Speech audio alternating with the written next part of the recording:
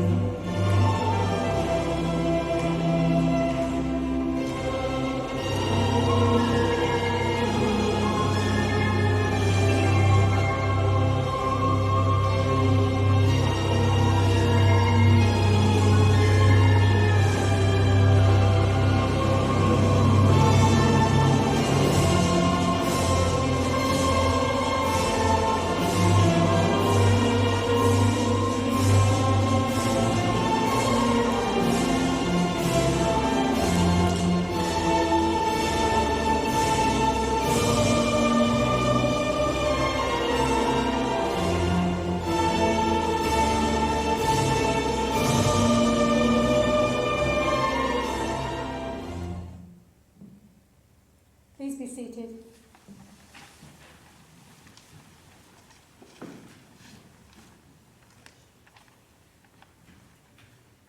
Hello everybody, and welcome to this quiet space for a few moments to remember and give thanks for the life of Johannes, Wilhelmus van Bergenhenegouwen, most often called John van Bergen. Whilst today is a sad occasion and made more difficult in our current situation, it is also a celebration of his life, a chance to reflect on his achievements, his personality, and his contribution to humankind. My name is Julie, and I'm a celebrant trained by Humanists UK. So this will be a non-religious ceremony, as was John's wish. The ceremony is totally inclusive, however, as I'm sure we meet here today with an array of beliefs about how to live life and how to face death. So please find the time during the pieces of music for your own reflection, a time for your private thoughts, prayers, and memories of John. Today is also an opportunity to reflect on the human condition. None of us can know why we are here, on this blue dot in the infinite universe, however much we study or discuss, however educated or enlightened we think we are. Life is both awesomely beautiful and extremely challenging. And as humans facing our present difficulties with disease, climatic catastrophe, and certainly in the coming decades, we are going to be called on, like never before, to take more care of each other, whoever we are, wherever we live, and whatever we believe. Being rigid and dogmatic about our own beliefs isn't really helpful for an integrated society. Being open and understanding, resilient, tolerant, and caring for each other, for sentient beings and the environment, most definitely is. And John most definitely was all of these things. What we do know is that everything that has life has a beginning and an end, and death is in the natural order of things. Gardening and nature were in John's blood, and they were his constant driving force. Knowing this, I think he would have appreciated the metaphor for life by philosopher, poet and anarchist Herbert Reed, which he called the tree of life. Reed talks about the human race as being the trunk and branches of the tree, and individual men and women its leaves, which complete their cycle and fall in due course. Each of us contributes in a minute way to the collective life, the development, progress and well-being of humanity. John's contribution, his empathy, enthusiasm, optimism and generosity of spirit had a resounding effect on so many people, at home and abroad. His friends felt that spending time with John was life-enhancing and that it was a privilege to know him. John will live on, large and warm, in the memories of you all. This tribute has been compiled from stories and memories by John's family and friends. Johannes Wilhelmus van Bergenhenegouwen was born on the 4th of October 1936 in Oosterheide, near the town of Zeist in Holland.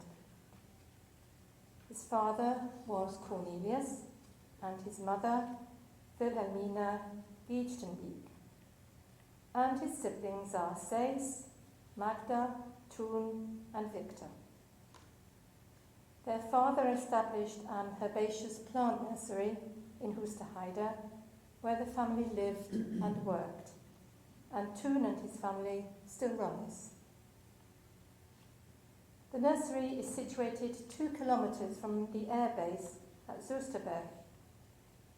Between 1940 and 1945, German military units were stationed here, and John had strong memories of the German occupation of Holland during that time, when living was very hard.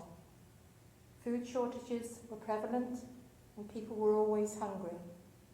John's schooling was in the local village at Soesterberg. John undertook his national service in the Dutch Navy between 1956 and 1958 as a male nurse. He then went on to train as a horticulturist, travelling Europe and working on plant nurseries in France, Switzerland and the UK. John met Anne in 1960 at the Rotary International Club in Ascot.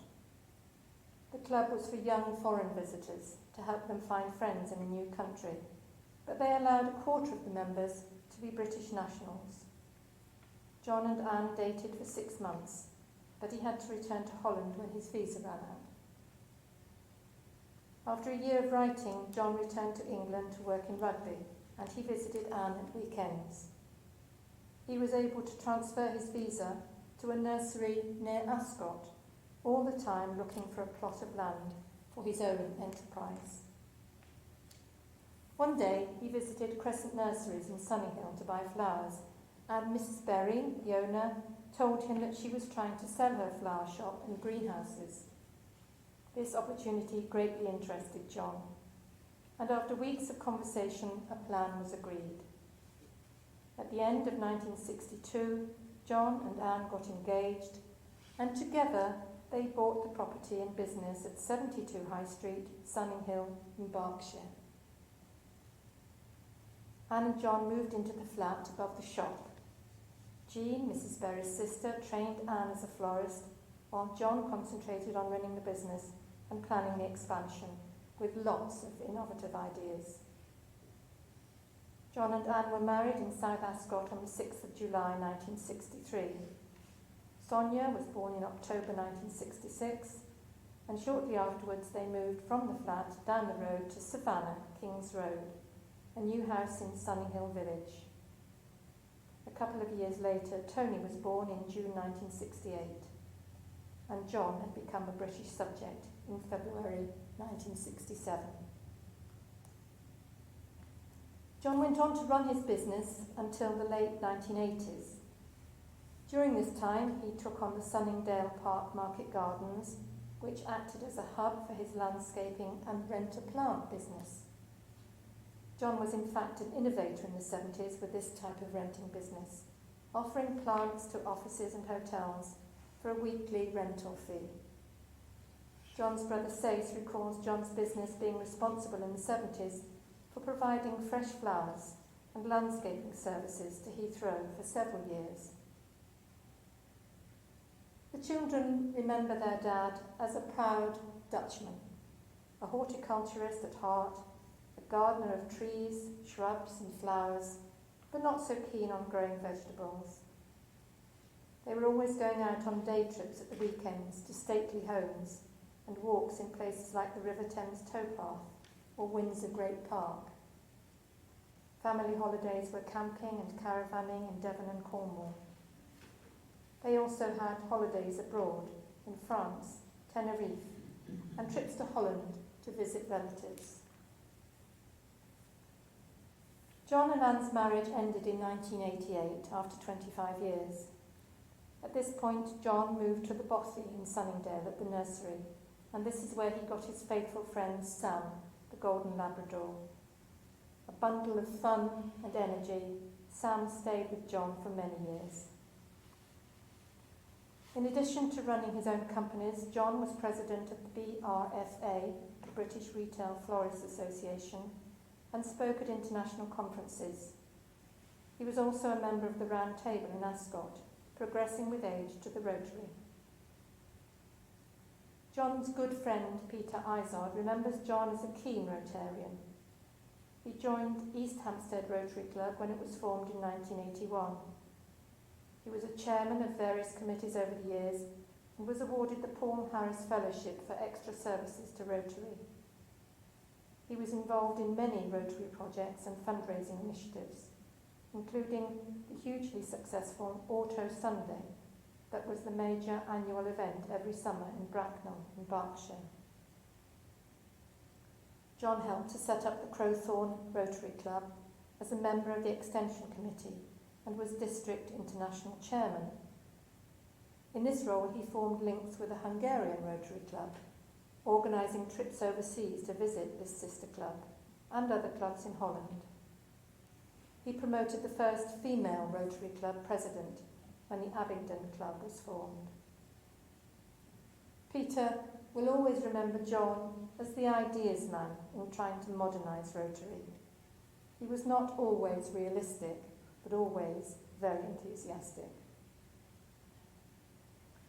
John met Chris, in a pub in Bagshot in 1997, and they were married a year later on the 19th of August 1998 at Guildford Registry Office. Chris had 2 children, Ros and Miles, which extended the family circle. John and Chris were approaching retirement and decided they wanted a change in lifestyle and to move away from the southeast to the real countryside. Initially, they thought of the Peak District as a location for a holiday home business, but ended up moving to Cokesley in Somerset when they fell in love with Harters Hill Cottage, which they found on Valentine's Day in 1998. They had taken on a significant renovation project, not only of the old farmhouse, but also of the large 1-acre garden and outbuildings. Together they set up a holiday business called Potting Shed Holidays. John and Chris especially enjoyed their 14 years in Cokesley. They remodelled Harters Hill over many years to provide 3 holiday letting units. They built a house in Cheddar and bought small cottages in the local area, which they renovated and sold or let as holiday cottages to guests from all over the world. John focused on developing and planting his garden, and at the beginning he was joined by Sam, his Labrador. Chris focused on filling the garden with birds and poultry of all shapes and sizes: gobbles the turkey, doves, chickens, geese, peacocks, ducks, domestic guinea fowl or gleaners, and budgies. They also rescued cats, including Ginger.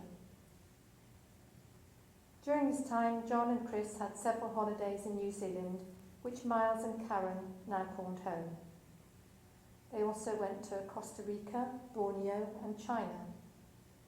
This added to John's earlier travels to South Africa with Rotary and his visit to Sonia in Texas when she was working out there in the early 90s. John and Chris also enjoyed going to the theatre or seeing live music performances, particularly in Bristol to see the Bournemouth Symphony Orchestra. During this time, 3 wonderful grandchildren were born: Robert to Ross and Adrian, and Max and Willow to Miles and Karen. This brought great joy into John and Chris's life.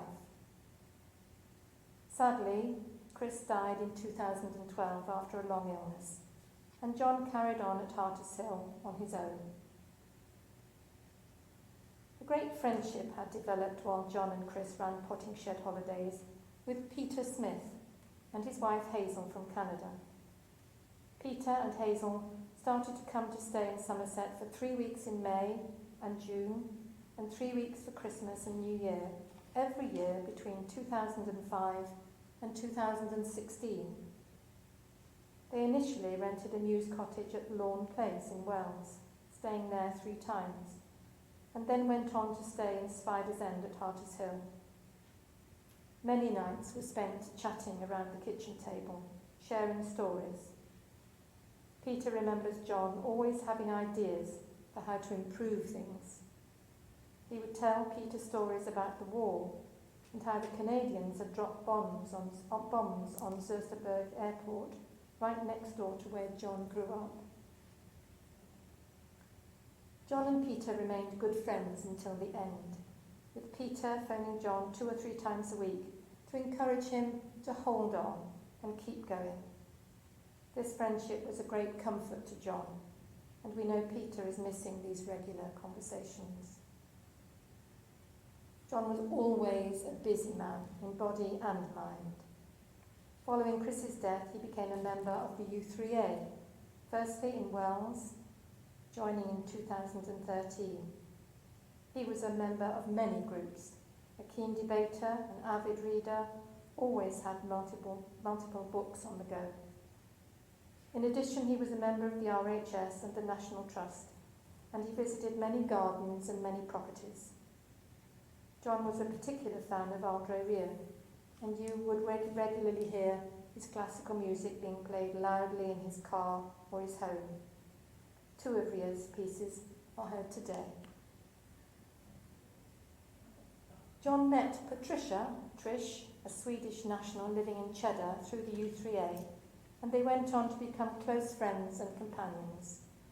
They shared many common interests and had a European view on how the British lived in the UK. They spent lots of time together visiting places of interest, discussing news and current affairs and playing Scrabble. In the last few years, John and Trish would go away to a nice hotel for a break at Christmas, as Trish's family were in Sweden. John got to meet her family and was blessed to have such a dear friend right up until the end of his life, who cared very much for him and would phone him twice a day, every day, to check that he was okay. The thing John loved best was to be spontaneous. Jump in the car on a sunny day, drive down a winding side road, see where it led, and find somewhere to stop for a cup of coffee and a cake. He loved finding new garden centres and places of interest, picking up leaflets, reviewing them all when he got home, exploring Somerset and the neighbouring counties. Another friend of John's, Therese from Australia, remembers coming over to the UK and John driving her around to visit all sorts of weird and wonderful places off the beaten track, and she would never have found without a trusty tour guide. John wasn't keen on convention and was always looking for alternative and better ways to do things. He dreamt up new theories and had what others might call crazy ideas, but they were always with good intention. In 2018, John packed up Harters Hill, downsized, and moved to a bungalow in Martock, where he started a new garden, which was always colourful and received many comments from his neighbours and passers-by. He was supposed to have retired and relaxed a little, but he found this very hard to do, as he really enjoyed working life. He had started to meet the local community through his membership of the U3A in Martock, and in fact had helped to organise the group's first visit to Savile Gardens in Windsor Great Park in 2019. Friends from the U3A remember him being a welcome and lively member of their groups, and a friendly face that they will all miss. John had always had a very strong relationship with his brothers and sister in Holland. They regularly talked on the phone and visited every year or two where possible. His elder brother, Sace, remembers a funny story. One day he was on the golf course in Oosterheide and somebody came up to him and, quite surprised, said, "Hi John, I didn't know you were here." They had mistaken Sace for John, having recently met John through the East Hampstead Rotary Club visit to Zeist. Yes, Sace agreed, they were pretty similar in terms of looks. Sace also remembers John's strong opinions on how they worked on the Dutch nursery. These opinions were not always favourably received, but nevertheless, John would always give them. Sace is incredibly happy that the brothers got to meet each other more often over the last few years. He remembers staying with John in beautiful Somerset on one visit, and the last time staying with Sonia in Walton. The gardens they visited together will remain in his memories. The most impressive was the White Garden, designed by Miss Gertrude Jeacombe. They both enjoyed the beautiful white shape of the periwinkle, with the name Vinca Minor, Gertrude Jeacombe. They took road trips every day, Sace recalls. He could sure drive a car swiftly, remembering the speed at which they arrived everywhere. He also remarked on the speed of the visit. We parked, saw the garden very quickly, drank some coffee, and then John would say, "Let's go again." That was John, always on the go and ready to get on and do something else. John's last trip to Holland was for 3 days in December 2019, where he stayed with Toon and Joka on the nursery and visited his entire Dutch family.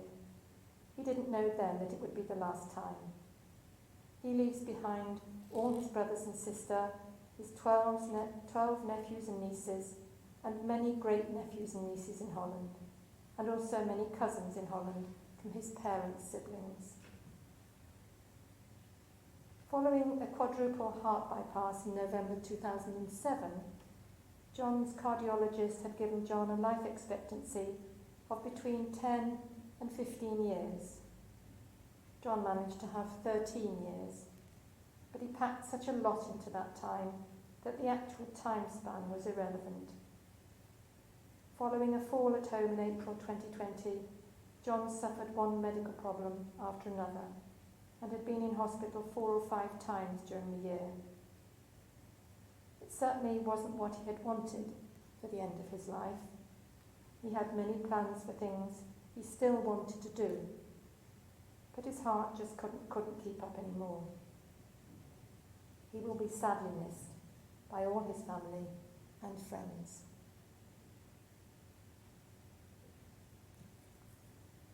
We now come to a period of reflection and we'll listen to a piece by Franz Schubert. Please use this time for your own private prayer or personal memories of John.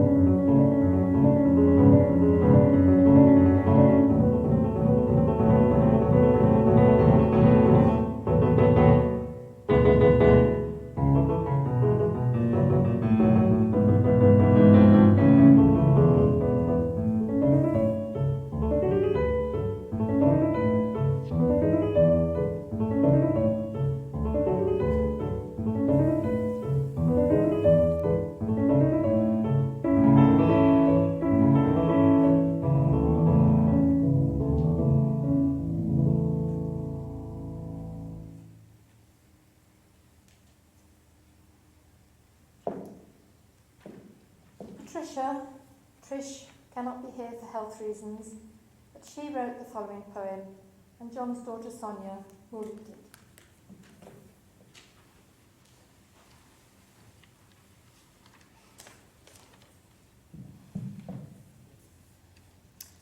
On behalf of Tony and I, and John's family in Holland, we would like to thank everyone for coming to the service today. And thank you to everybody who's joining us via webcast. In these difficult times, we appreciate everybody's flexibility, particularly as we had to change the date for the funeral. And we appreciate that so many people wanted to come today, but are focusing on staying safe and staying at home. Thank you for all the condolence wishes, sympathy cards, and flowers that we have received.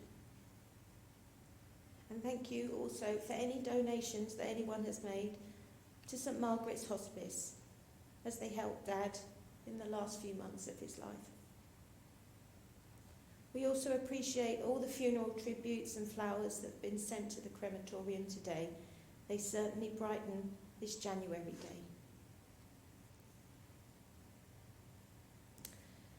The poem I am about to read was written by Trish, Dad's dear friend.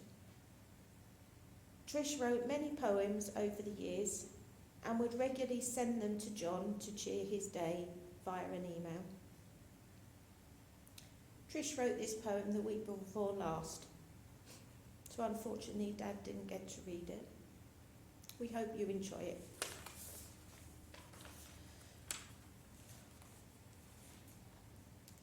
In memory of John. So shuts the marigold her leaves at the departure of the sun. So from the honeysuckle sheaves the bee goes when the day is done. John's day has ended. He sleeps and is at rest. His account is rendered.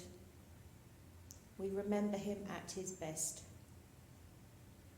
A generous and kindly man with a heart of gold. Not very long his lifespan, and we never thought him old. He was beloved by all who knew him, mourned, and we will remember, until our end is nigh, our eyes are dim, and we arrive at our December. We will always think of him.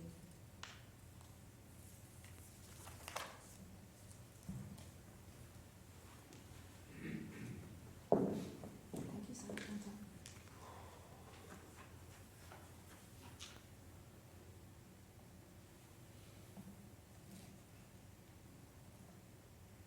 The family would prefer the curtains to remain open at committal, so I will make my closing remarks now.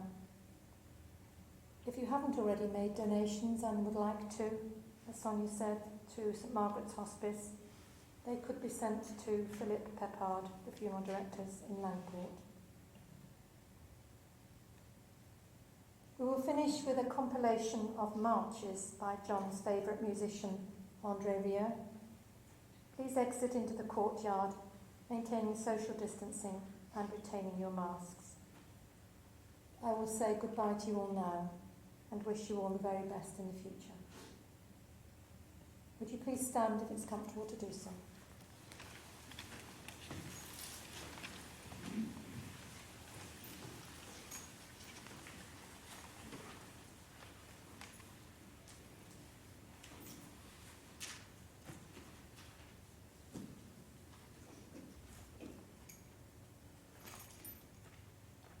John was a proud Dutchman, a horticulturist at heart, a remarkable man, a raconteur, an innovator, who saw not problems, but opportunities for improvement, to which he directed his boundless energies. He had so many talents, but retained his warmth, humour, his love for his family and friends, his eagerness to learn and to fill his life with joy.